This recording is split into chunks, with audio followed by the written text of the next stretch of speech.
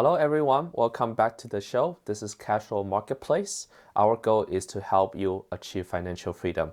My name is Perry Zhang. I'm here with Lynn. It's nice to have you back here. So we're going to go over some series of questions today. A lot of viewers may be curious to know, how can someone achieve financial freedom? Can you explain the steps and process and how one should approach this? Yeah, first of all, if you are in the desire to achieve financial freedom, congratulations. Thank you for taking the first step and thank you for watching this channel. And if you want to follow more, please click on the subscribe button.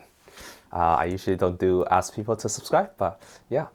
Probably the most important lesson that I'll give to the audience is to believe that financial freedom is achievable. And I think that plays a large psychological trick on people.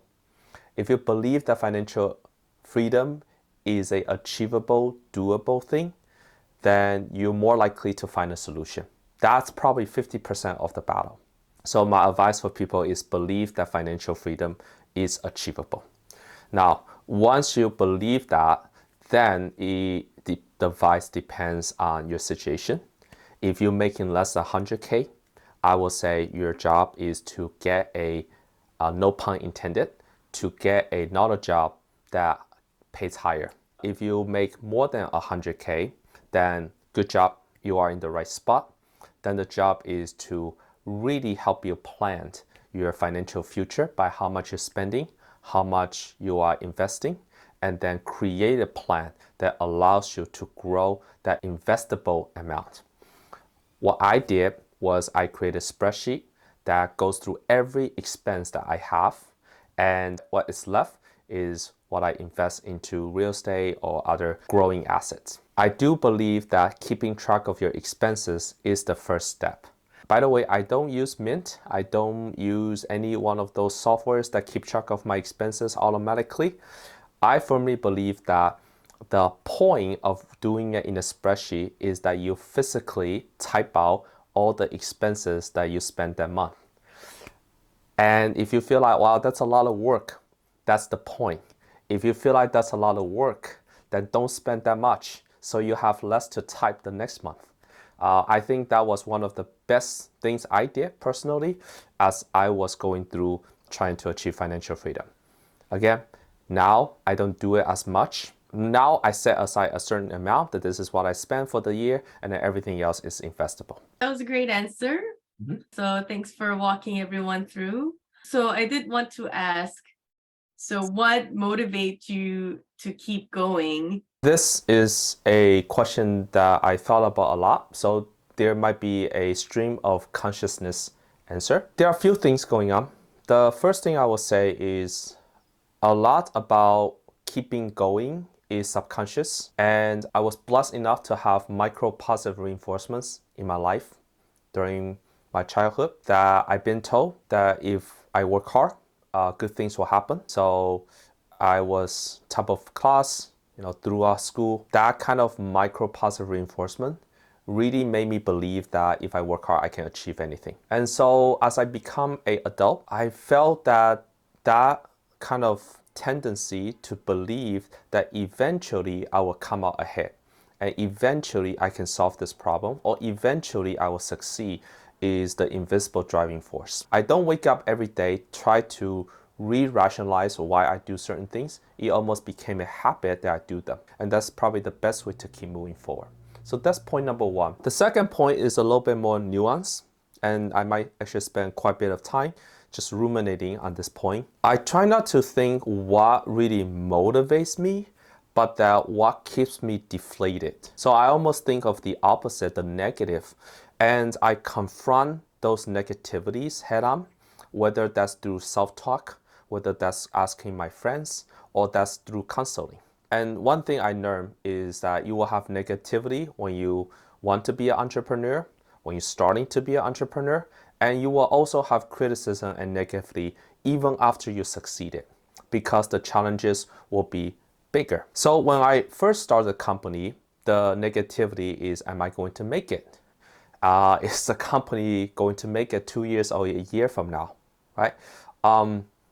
And I dealt with that negativity by just making the product better, getting one customer, 2 customers, then 10 customers, then 50 customers, right? And so that takes usually about 2 or 3 years. And be able to ride through those 2 or 3 years is not easy, to say the least. I wrestled a lot this last year about my fears as an entrepreneur, which is no matter how successful the company will become, there are always going to be people poking holes on the intent of the company that you're building. And that could be very debilitating. So I'm dealing with it right now. And so what do I do? The first silver lining I can think about is more and more people believe in the marketplace, partially because they saw what a great job we did on the portal. So our track record and our accomplishment on the portal translate into this trust on the marketplace. And second is not a day goes by where I don't question my intentions. If I keep questioning whether I'm doing the right thing for folks or not, and if the answer is this is intrinsically a good thing, then I just have to believe my inner compass. You can imagine within the marketplace, our customers will be GPs and LPs, and it has to be balanced. One of the very, very interesting features that when we talk to 100 LPs, 90% of them want this feature is the ability to leave a review and a rating for the GPs. When I talk to the GPs, the line is basically 30% will be very, very skeptical and fearful of that, or could think that this could bring down the whole marketplace. There is 20% that think that's a good thing. And then the other 50% say that they rely on our implementation. They don't know which way it will go. So what do you do in that case? Especially there could be potential backlash on it. How do I keep myself motivated when we are going into this storm, not knowing it will be intrinsically good for the world? So I did a lot of research, obviously, in this particular issue by reading historical data. Jeff Bezos also introduced reviews when they launched Amazon. And at that time, the book publishers wrote an email to Jeff Bezos and say, I don't think you understand how the book industry works. You are making money when you are selling the books, and you're not making money when you try to trash the books. And Jeff Bezos' reply said, we actually don't make money when we sell books. We make money when we help our customers make a purchasing decision. So the essence, how do I get out of that kind of self-doubt, is that our job is to help more and more LPs make the correct investing decision. And when they can do that, they get to trust the GPs more, they can trust the platform more, and as a result, Cashflow Marketplace becomes this amazing resource of motivated, ready to invest LPs.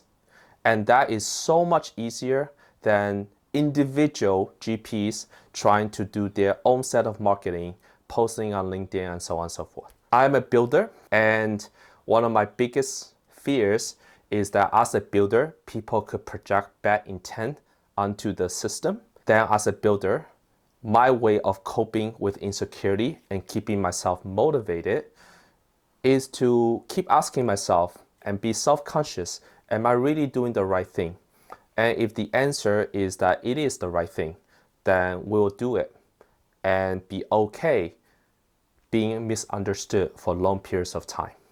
I know that's a very, very long and stream of consciousness answer. It is something that I'm dealing with right now, so just want to let that out. I thought that answer was extremely transparent. The way you put it out there, it doesn't just apply to entrepreneurship, but it does affect a lot of different people as well. For example, as an individual, I tend to think that facing insecurity, being more competent is more of like a self-development process. So it will technically help anyone grow as a person.